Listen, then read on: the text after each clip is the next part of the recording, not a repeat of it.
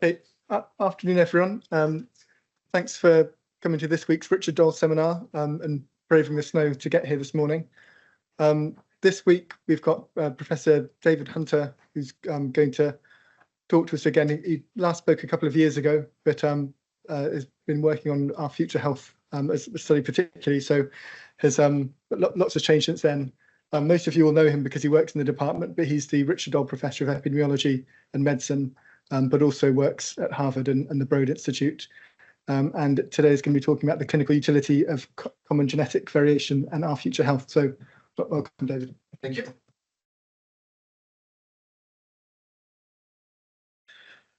Terrific. So it's a great pleasure to be here, and I'm going to tell a story.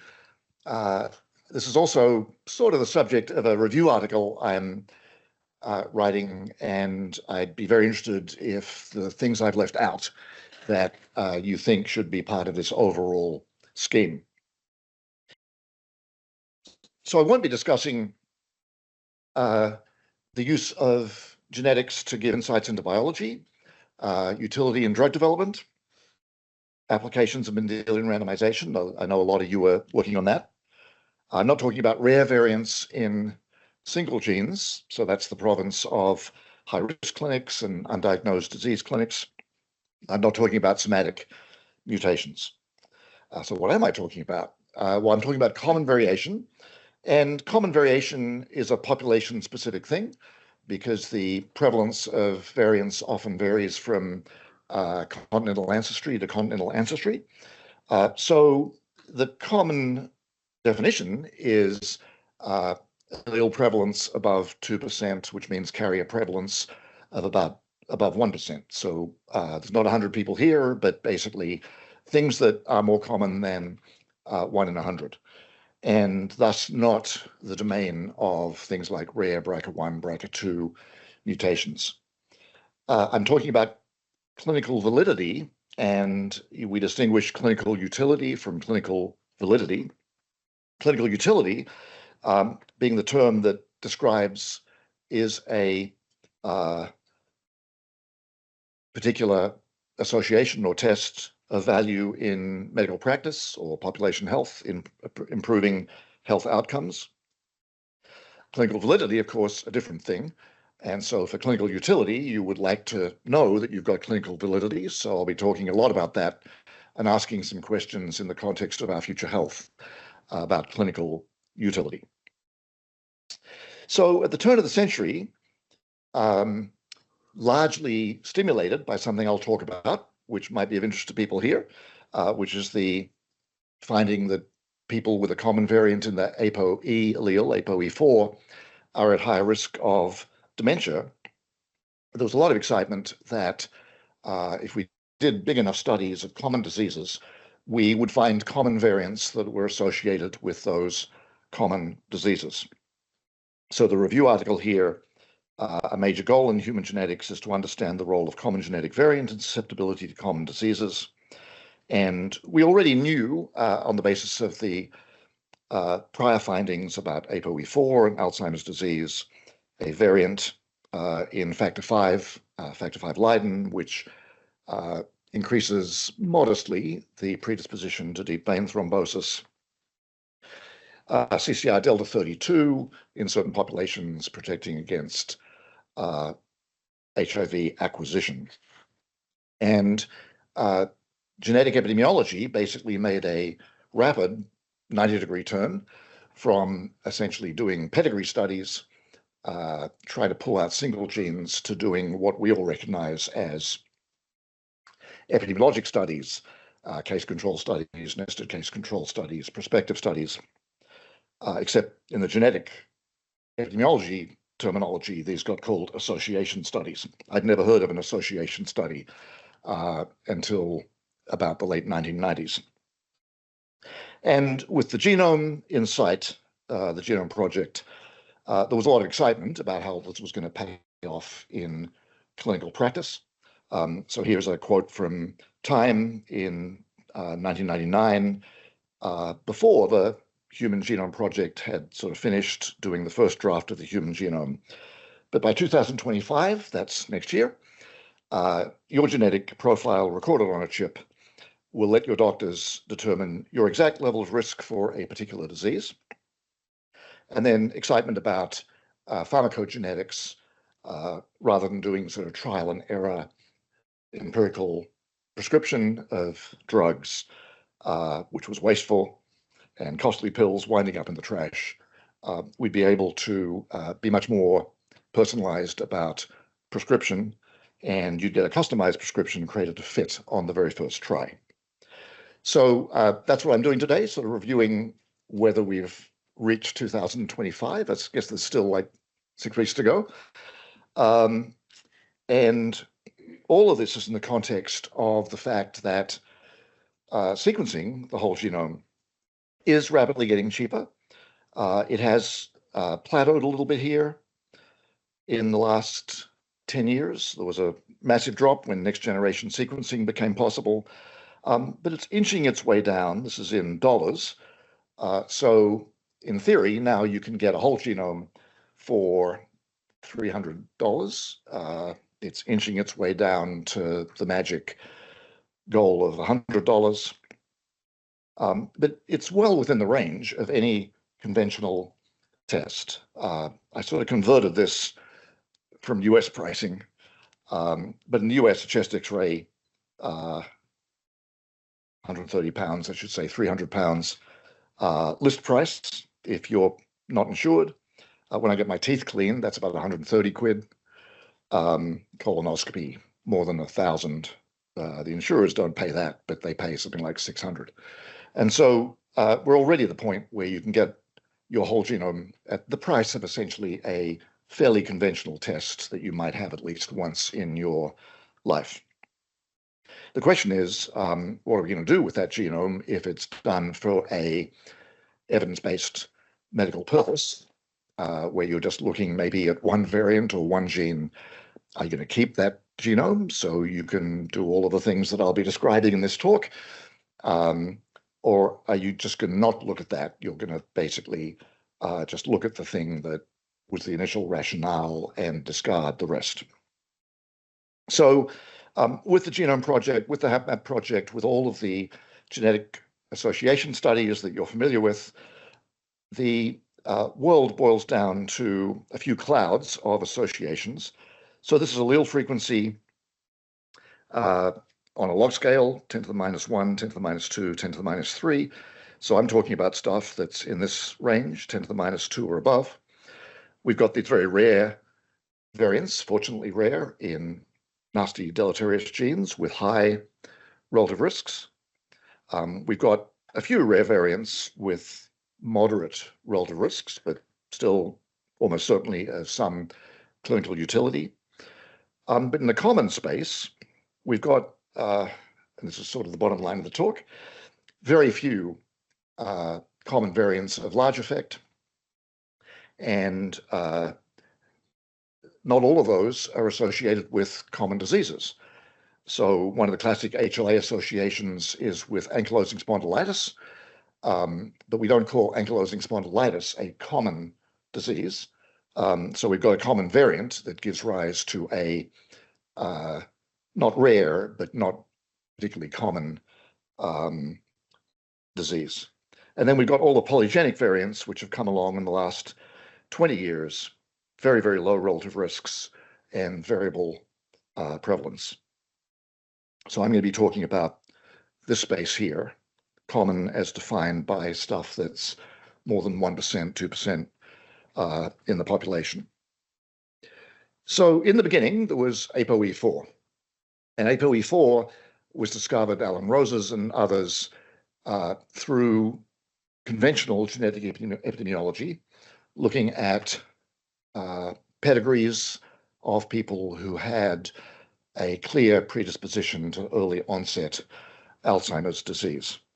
That was in 1993. And it rapidly became apparent that when you went into population-based studies, ApoE was a strong predictor of dementia at any age. These are data, Yaching and Tom Littlejohn's. This is basically heterozygotes homozygotes. The allele prevalence is about 20% in people of European ancestry, so that's about 1 in 5 people of European ancestry. Varies a bit around the world. The risk for Alzheimer's is, if you're one of the 20% of people who are carriers, is in many data sets 2.5 to 3-fold, and if you're a homozygote, 7 to 8-fold.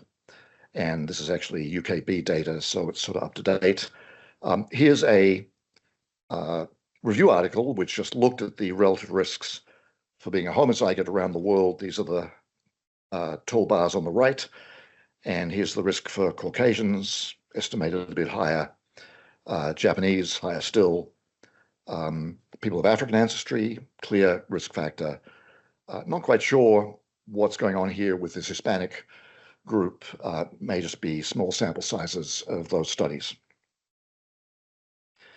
When ApoE4 came along, a lot of cardiovascular researchers were immediately concerned because apolipoprotein E, as the name suggests, had been genotyped in many people's cardiovascular disease studies because it does alter LDL.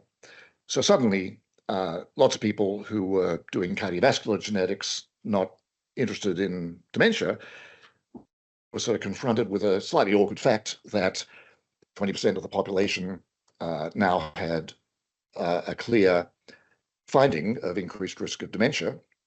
And was there any duty of care? And I won't read all of these statements, and I couldn't really find recent statements, but the wagons were circled. And so the eminent societies, American College of Medical Genetics, Society of Human Genetics, National Society of Genetic Counselors, American Association of Family Physicians, immediately said, don't do this. You're under no obligation to do it unless somebody's particularly interested. But if you have in your database, you're under no obligation to tell people. That sorted out the sort of research database duty of care, if it existed. And the reason that all of these eminent societies still say we don't want to test for ApoE4 if we don't have to, is the idea, well, it's not diagnostic. It would increase your index of suspicion if you knew about it and somebody had sort of mild cognitive decline, but it's not diagnostic. You can't make a diagnosis. There's plenty of people with ApoE4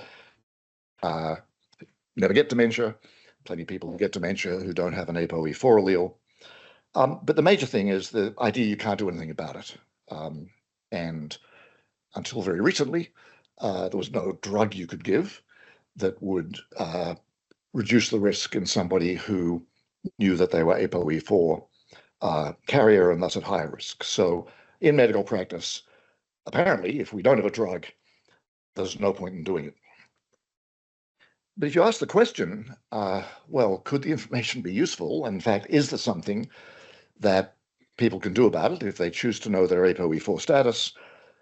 We go to the Lancet Commission on Dementia, which gives us a large number of essentially lifestyle and environmental factors that the Lancet Commission says reduce risk of dementia through, well-established pathways that are intermediate between the risk factors and the ultimate prevention of dementia. And again, as most of you know, because dementia fortunately occurs at rather older ages, if you could delay the onset of dementia by 5 years, you'd cut the incidence of dementia by half, because it often occurs very much towards the end of life, just as an age-related thing. And if you could delay it, then people are going to die of some other cause before the dementia materializes. But the question is, how does this relate to ApoE4? Is this such a strong genetic component that all of this stuff doesn't really matter? ApoE4, you're doomed to get dementia no matter what your lifestyle. So here's a series of analyses. This was something that Iris Kim, who was a postdoc here, did in the Nurses' Health Study, looking at hypertension as the environmental or lifestyle risk factor, if you choose to call it that, and E4 status. So basically on the left here, these are people without hypertension and with hypertension who don't have the E4 allele. This is cognitive function decline. It's not dementia, so it's measured over time in women in the Nurses' Health Study. Slight decrease of cognitive function decline, increase in cognitive function decline in people who aren't carriers of the E4 allele but have hypertension. Obvious faster decline in people who have the E4 allele, maybe a little bit faster if you have hypertension than if you don't have hypertension. But if you ask the question, you're E4 positive, you have hypertension, but are you on an antihypertensive or not? Observational data, pretty clear indication that people not on an antihypertensive, people whose hypertension is not controlled, are declining faster than people who are on drug treatment for their hypertension. Nobody measured any blood pressures here. This is all essentially inferred from questionnaire and the measurement of cognitive function change. So a suggestion, though, that if I'm hypertensive and I'm E4 positive, I really should get my hypertension treated, which may ameliorate the cognitive function decline. Tom Littlejohns looked at this in the UK Biobank. And so on the left, non-E4 carriers, on the right, E4 carriers, you can see the immediate higher risk of dementia over time. This is incident cases. Red, hypertensive, blue, not hypertensive. And in both non-E4 carriers and E4 carriers, higher risk if you're hypertensive, but the relative risks are about the same, much bigger absolute risk here because E4 carriers are at much higher baseline incidence. So same relative risk applied to higher relative risk, more actual cases could be prevented if we treated this hypertension. And then in one of the big US studies, they've put together a sort of index of lifestyle factors associated with dementia: age, sex, education, systolic blood pressure, body mass index, total cholesterol, and physical activity, and categorize that into three groups. Unfavorable, so people who are higher risk on all these things; intermediate and favorable, people who are lower risk on all of these things. And then if you separate that by, let's just look at the E4 positives here. This is the relative risk of dementia over time, and the favorable lifestyle, much lower relative risk than the unfavorable lifestyle in people who are E4 positive. The same exact thing applies if you are the reference category, and then the E2 allele is actually somewhat protective. The same thing applies. So if you look here, if you've got a favorable lifestyle, even if you're E4 positive, your risk is not that much higher than if you're in the reference category, you don't have an E4 allele, but you're the unfavorable lifestyle. And pretty much all of these things, apart from age and sex, are modifiable. So E4 risk is modifiable, particularly if you're currently in this unfavorable lifestyle group, and you're able to convert to the favorable group by getting your blood pressure controlled, maybe reducing or not gaining weight, making sure your cholesterol's controlled, and being physically active. One of the issues, though, is dementia. It's a scary disease. What happens when people are counseled and then told, if they request it, about their E4 status? And there's a number of rather small studies that basically suggest this was a study randomized to risk of dementia informed by ApoE genotyping and not informed by ApoE genotyping.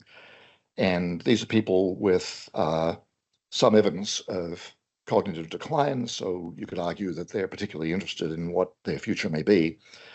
But information about the genetic component did not increase risk of anxiety or depression. In fact, might have provided some psychological benefits. So these tend to be small studies, but they're pretty uniform. At most, people detect using the instruments that we use to detect anxiety and stress. Sometimes a short-term increase, but after 6 months or so, that's kind of washed out. And so, nobody's jumping off the roof of a building because they've been found they're E4 positive, as long as the information they're given is appropriate and accurate.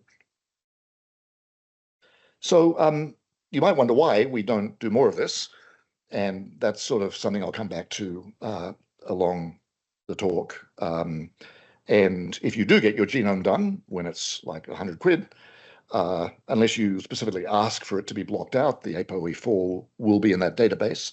If you've had it done for some other reason, you could request that and ask. How many people would like to know their APOE4 genotype?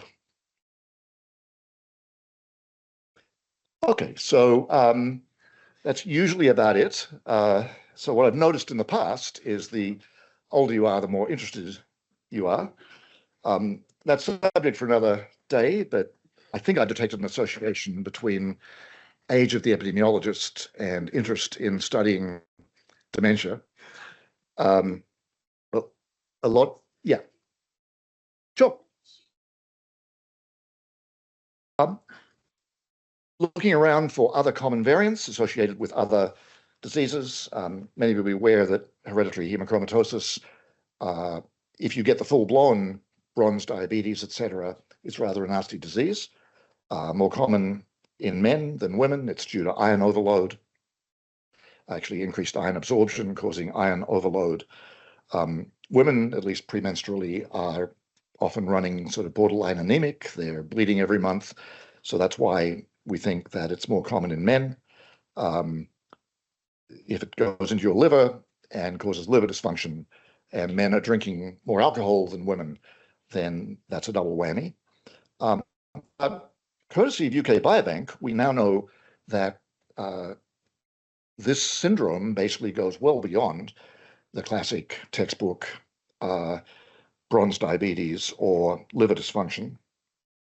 And it's all due to essentially a single missense variant or compound heterozygosity with another missense variant in the HFE gene.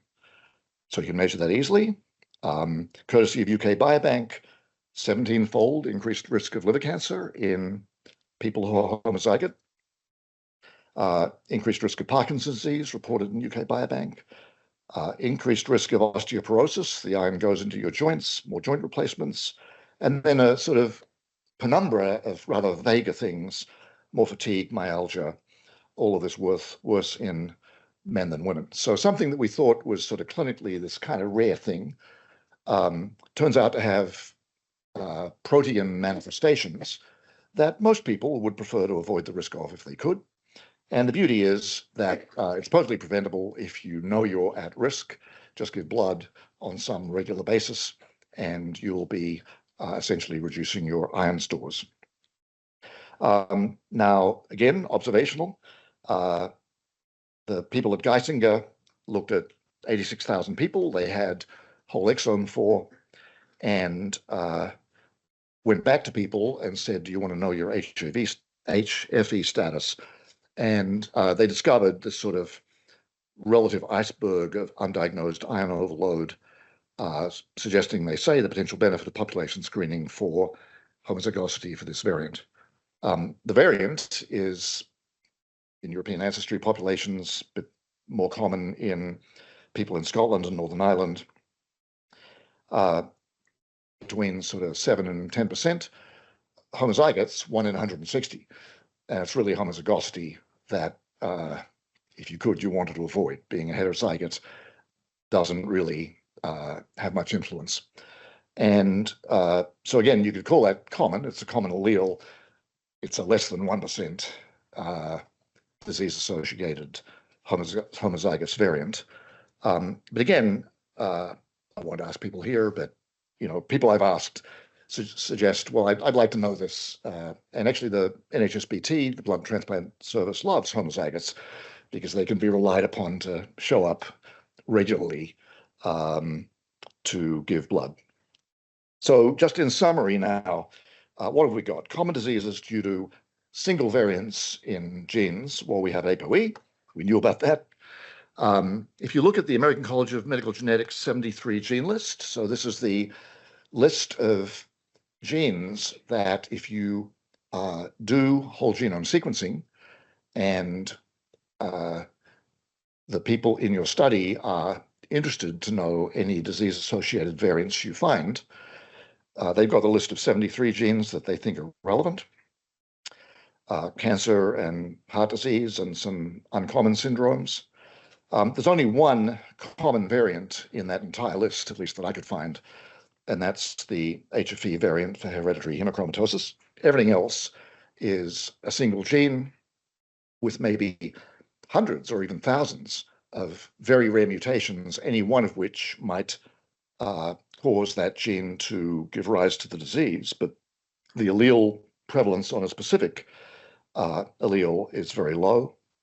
And there are a few populations. So basically, as many will know, in the Ashkenazi Jewish population, there's a couple of founder mutations in BRCA1, one in BRCA2, that are creeping up to sort of 1% in the Ashkenazi Jewish population, and collectively about 1%. But pretty much everything else in the sort of single gene world turns out to be, fortunately, rare mutations, and usually many of them in a single gene. So that doesn't satisfy the definition of common variant. So we know that now. We didn't know that then. And 20 years ago, there was a lot of optimism on the ApoE4 paradigm that we'd find for heart disease, for breast cancer, for many of the common diseases, one variant to rule them all, one variant that explained a big piece of the puzzle, and we sort of haven't found that after all. The other rationale, we heard about that from the Time article, was we're going to do genetic basis pharmacogenetics of prescription drugs. And, you know, I shouldn't say everybody, most people at some point in their life will be on a prescription drug. You'd prefer to be on the right dose and the right drug when it's initially prescribed. You'd certainly prefer not to be exposed to any avoidable nasty side effects if you've got a genetic variant that might predispose you to those side effects. And this is 2002, 2007. This is the value of pharmacogenetics in millions, and as far as the eye could see, this was going to sort of take over conventional medical practice. That was based on the fact that there's a large number of gene variants that we know are unambiguously associated with the efficacy or side effects of commonly used prescription drugs. There's one sort of technical issue, which is many of these are P450 genotypes, and many of you will know that actually they're quite difficult to genotype sometimes. There are multiple copies of those genes, there are pseudogenes, and so to be sure that you're picking up the active gene requires some fancy footwork in terms of design of the assays. But a lot of that has now been worked through. Ruth wants randomized trials. So there is a randomized trial, Pan-Europe. There was an English piece of this, where they asked the question, if we prescribe based on genetic information versus standard of care, usual care control group in blue, what is the event rate for side effects? Event rate is lower if you prescribed for the, if you had awareness of genotype and you described the drug or the dose based on that knowledge. Now, one sort of fly in the ointment is that this was open label. So it is possible that the people who knew that they were getting the genetic prescription were less likely to report side effects, wanted to keep the investigators happy or something like that. But again, that's as close as we'll get to a randomized trial in this area. So you might think randomized trial, nice, we'd be doing it. And it's turned out, this is a recent story in the New York Times, that our old friend ApoE has some relevance to the story of the new drugs that allegedly delay onset of Alzheimer's. So these are the drugs, by and large, that remove tau and other protein products from the brain, have to be given intravenously, complex protocols. The drug makers actually like people who are ApoE4 positive because obviously they're at high risk and you can do a smaller study and a quicker study. It turns out actually if you're an ApoE4 carrier, you're at much higher risk of the feared side effect of these drugs, which is brain swelling and hemorrhages. And you get enough brain swelling, the drug isn't withdrawn quickly enough, and you can essentially have a hemorrhagic stroke and die. So you'd like to know E4 if you're going to take one of these drugs. On the other hand, if you are E4 positive, you at least need to be counseled that there's a much higher risk of the feared nasty side effect. So again, here we are. This is the way we currently do it. Make a diagnosis, put someone on a drug works, drug doesn't work well enough, put them on another drug, increase the dose, and sort of iterate towards the conclusion. And the personalized medicine paradigm, well, we're going to basically establish what your predisposition to both efficacy and side effects is, and then we'll put you on the right drug at the right dose, and everything will be improved. Why hasn't this come into practice? Well, even in the NHS, or especially in the NHS, there's a question, well, who's going to pay for this? Not that it's that expensive, but to run a chip for this purpose, customized for pharmacogenetics, at scale, that should be not more than £100. So it shouldn't be limiting, but it's not available and accessible. I talked about the standardization of the genotyping, but that's much better than it was 15 or 20 years ago. Serious issue is that most of our data come from people of European ancestry. So how does this apply to people of other ancestries who are obviously patients in the NHS? This top paradigm basically, as long as you're a patient and as long as you stay in the system, probably doesn't matter if your GP takes 2 or 3 goes to get you on the right combination of antihypertensives to get your blood pressure down. And so the empirical treatment is, by and large satisfactory for many, many diseases. It's not so good if there's something urgent or something that by the time you progress can't be undone. And the problem is in our system, we're not very good at longitudinal follow-up of things like blood pressure and things like cholesterol. People go on a statin, they stay on a statin. It might be 5 years before the lipid is checked to see if they should be on a higher dose or a different statin. The real problem is just lack of understanding all around the medical community and patients, and the lack of decision support materials that are on essentially the GP's desk or the secondary care doctor's desk that would allow them to interpret this information. And so, of course, you get this situation, sort of bemused pharmacist, and here's a customer, here's my DNA sequence. And we're still at that point where we haven't actually been able to translate this into practice. Now, one possibility is, at least in the US, let's let the private industry do all of this. So I want to ask that some of you may have done 23andMe. So here's the story of 23andMe. At least my Twitter feed is telling me you better download your data and ask them to delete your data pretty quick, because the entire board of directors has resigned and they're going broke.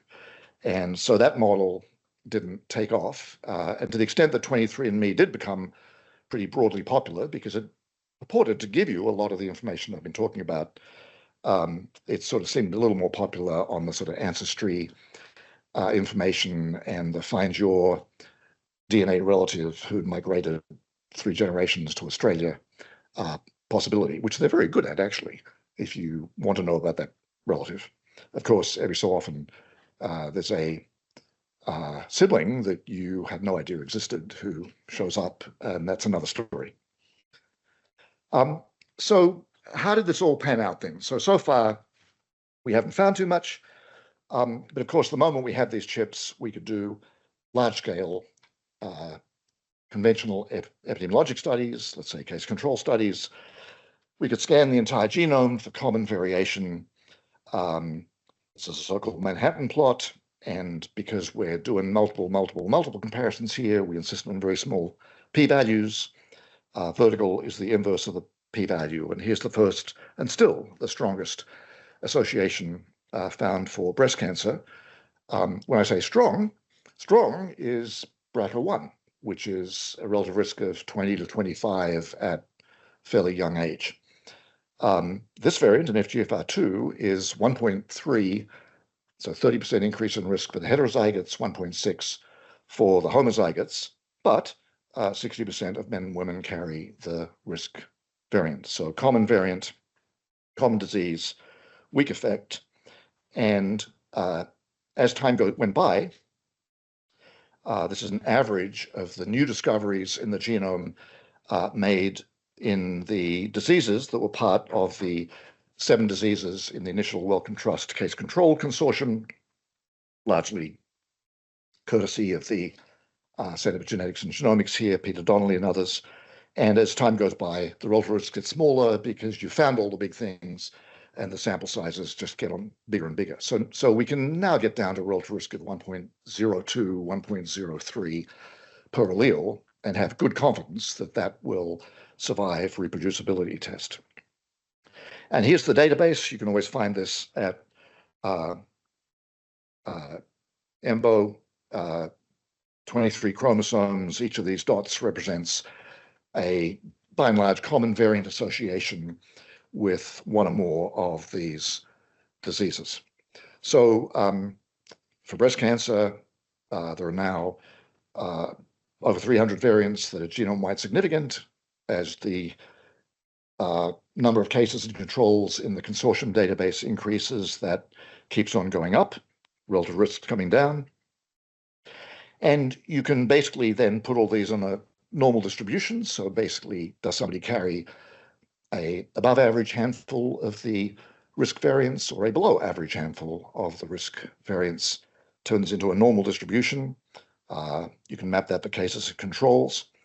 And you can then look at the predictive ability if you've inherited a polygenic risk score, where you've got a larger handful of the risk variants than if you're low polygenic risk because you've got a smaller handful. So people who are high risk here and low risk there. But notice the overlapping distributions of the risk factor.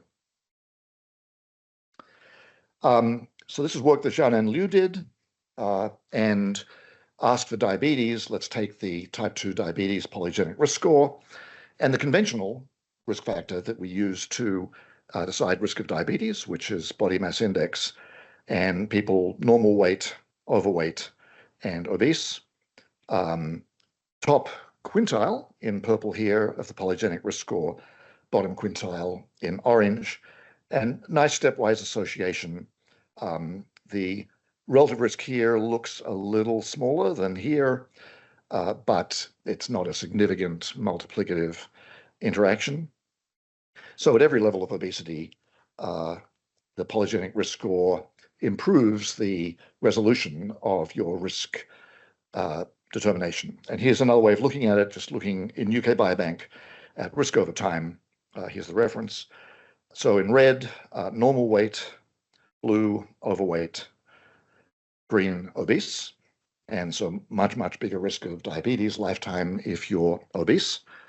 But in the solid line, you're in the top quintile, top 20%, dotted line in the middle, dashed line in the middle, sort of dotted dashed. So if you are in the highest quintile of the polygenic risk score and you're overweight, your risk of diabetes is about the same as if you're obese, but you have the good luck to be in the lower quintile of the polygenic risk score. So the polygenic risk score adds, if you look at area under the curve, doesn't look like it adds too much. And this is a classic issue with biomarkers and new risk factors. If you've already got a risk factor which is pretty sensitive and specific, so this is a score, the Leicester score, that's derived essentially from age, sex, ethnicity, but the big contributors are body mass index and waist circumference. And if you're at a point where you've got 75% sensitivity and 75% specificity, this is 1 minus specificity, you're not in the diagnostic territory you'd like to be, but you're in the strong prediction of risk territory. And it's sort of hard to bump that out much more, even if you have another so-called strong risk factor. But it does improve the fit if you add the polygenic risk score here in blue to the diabetes risk score. Looking at breast cancer, I've shown this before, but I always am kind of blown away. So this is across the Breast Cancer Association Consortium, 10 nested case controls studies. So essentially you can look really prospectively, what's the risk for a 1 standard deviation above the mean risk. And all 10 studies line up almost exactly. You don't get the sort of reproducibility with lifestyle and environment as all of those who've done meta-analyses would be familiar. And that's just with 11,000 cases, and now there's 120,000 cases, although not all from cohort studies. And if you put that on a risk nomogram, this is again, the top 20%, bottom 20%, big difference in lifetime risk of breast cancer. And in the UK, as you know, current standard screening is every 3 years from age 50 up to age 70. The AGEX trial is kind of nibbling away at both ends of that distribution to see if it's worth extending that age limit. But NICE says that if you're at moderate risk, so that's 17 to 30% lifetime risk, it would be rational to start mammography 10 years earlier, and in the 50s, do it every year instead of every 3 years. And that actually corresponds to the highest decile of PRS. So in the thought experiment, if you had PRS for breast cancer on all women eligible for mammography, you would recommend about 10% of them to have a different mammographic timing, earlier onset, and more frequent. Jennifer Collister's looked at this in UK Biobank. A little bit of a complex ROC curve here, but in yellow, this is the Tyrer-Cuzick model, which is a so-called clinical risk model, no genetics, but just based on the classic breast cancer risk factors: age, age at menarche, age at first birth, parity, body mass index. This is actually restricted to postmenopausal women. And already with the first 10 SNPs identified for breast cancer in 2010, we already, just for those 10 SNPs, had essentially the same performance if prediction is your thing. And by adding more and more SNPs, we've boosted that out. Still not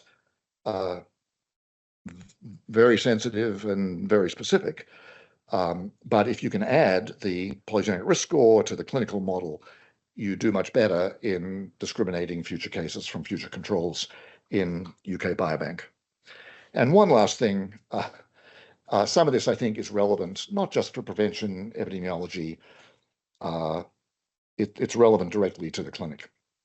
So this is work that Nayo Tapella did some time ago, looking in UK Biobank. On the left here, people who are on antihypertensives at baseline in UK Biobank.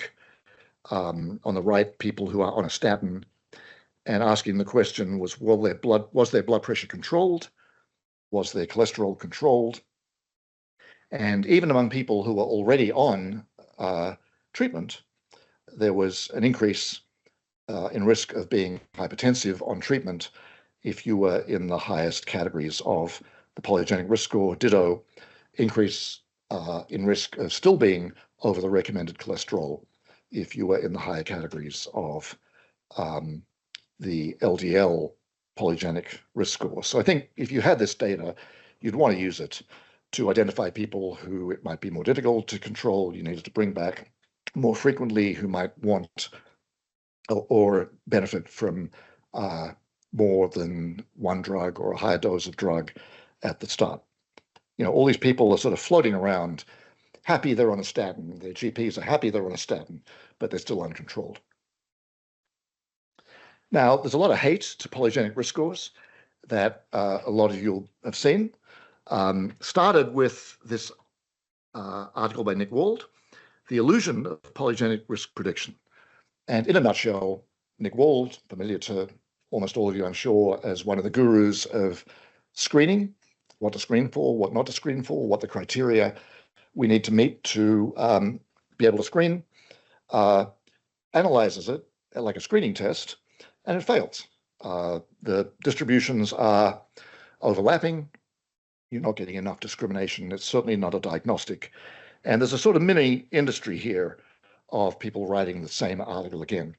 The problem is these aren't diagnostics.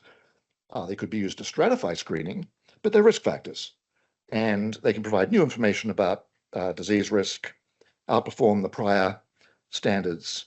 A chip you need to only do once in your life and is now particularly affordable. This is the chip, not the whole genome at this point. So to summarize the lecture, common variants do cause common disease, but not as single isolated variants like people wondered 20 years ago, but as polygenic risk scores. I'm going to skip over that, and I'm just going to touch very briefly on this. Well, why aren't we doing more of this? And I think the answer is people are afraid of opening Pandora's box. I didn't know this, but actually Pandora didn't open Pandora's box. It was her brother. And, she gets all of the infamy, but he actually did the dirty. And again, we talked a little bit in the context of pharmacogenetics about the fact that until you have decision support materials, you're sort of stuck here. So we've shown clinical validity with genetic epidemiology, large databases, large consortia. So we've got the clinical science and the knowledge, but how do we get that into clinical practice and health decision making? So there's sort of two valleys of death, and we've crossed the first one for common diseases, but we are just at the start of the second. So very briefly, a potential answer. So our future health, 5 million volunteers is the aspiration, and that would be 10% of the UK adult population. It goes down to age 18. So for one of the first times, we're trying to enroll people across all ages, and there should be information about young adults. Aims of the program, standard aim, just building on UK Biobank, which is fabulous, just to get more data, more genetic data on more people, go a little lower in the age range. But in addition, the aspiration is to do some of these estimates of personal disease risk, ask people if they want that information, and maybe that will start in 2025. Further aspiration, and that's dependent on the ability to do some feedback, is to ask people if they're at high risk, would they like to be in ancillary protocols, which could be deep phenotyping to sort of work out more of the biology, or could be a randomized prevention trial. And that's probably at least 2 years away. The way the UK government likes to do things, public-private, lots of pharma companies here contributed about 50% of the budget. Lots of charities here contributed their logos, and the government sort of chipped in about 50-50. What many of you have joined up, I know. So you donated a blood sample, 2 tubes. You filled out a questionnaire, heavily based on the UK Biobank questionnaire. you gave permission for data linkage and critically gave permission for recontact, but we're not at the recontact point. The sort of breakthrough, if you will, in terms of enrollment and recruitment was enrolling in many, many, many centers, so being closer to where people are. And the breakthrough was substantially to enroll in pharmacies. I know a number of you have enrolled in the Boots Pharmacy at Oxford. Others of you enrolled in the big trailer that was in the Tesco parking lot for a month. And we've recruited now over 2 million people have signed up and given consent. And now more than 1 million people of October have their blood in the biobank. I'm going to skip over this. It's information about the chip, but it's exactly what you'd expect. GWAS backbone, it's an Illumina chip, supplemented with additional disease-specific PRS variants to make sure that we can keep all the various disease communities happy. Just like UKB, right now, mainly HEST data, hospital episode statistics. We've joined forces with UKB. UKB has been in the vanguard, and touch wood, the primary care data may be available for consented cohorts sometime next year. Like many studies, more women than men. Young people, less likely to enroll, but we've still got decent numbers. I won't go through the ethnicity here, but we're getting sort of decent enrollment in non-European ancestry ethnic minorities, largely by focusing in areas where the population prevalence is higher, at least in the early days. And just like UKB, people of higher socioeconomic status are more likely to join than people at low SES. So right now, what is this good for? You can get the data with an approved protocol exactly on the UKB model. So as of September, you could get questionnaire data on 1.1 million people. You could get questionnaire and HEST data on almost 1 million, and the chip data on 330,000. This should be 650,000 in December. So the data is very rapidly going into the trusted research environment. So again, on the new UKB model, we're not dishing data out to people who ask for it. You've got to come to the Future Health trusted research environment, where hopefully you will find the tools you need to do the analyses that you want to. And again, slightly differently from UKB, we imagine under some rules yet to be determined that you can actually apply for the plasma and probably the DNA samples to do nested case control studies if you can make the case to the Access board. We're really focused on the geographic and ethnic diversity. I'd just like to thank many of the people in Future Health. Ian Turnbull is the Deputy Chief Medical Officer, so you can ask him questions about what's going to happen in the future, particularly with respect to feedback. And I'd like to thank the guys in the translational epi unit who generated a lot of the data that I have shown you. Thank you.